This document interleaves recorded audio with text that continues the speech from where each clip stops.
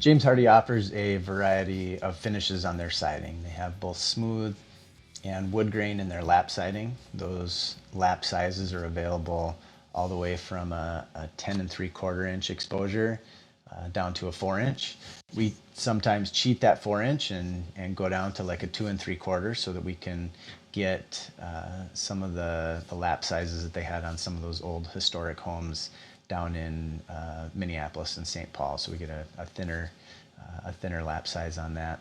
They also have shake style siding in both a staggered and a straight edge panel. There's also board and batten style that you're able to take the 4x10 panels and add a trim strip to give you more of a vertical look to your siding.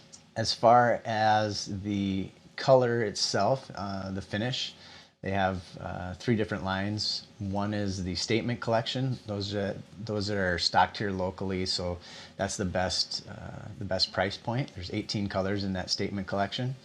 There's a dream collection which has 700 colors, which are custom painted at James Hardie's factory in one of those 700 colors. And then they just came out with the Magnolia collection, which is a collection of colors picked by Joanna and Chip Gaines from Magnolia that they partnered with, and she chose those colors for James Hardie. So those are also available in the Color Plus finish.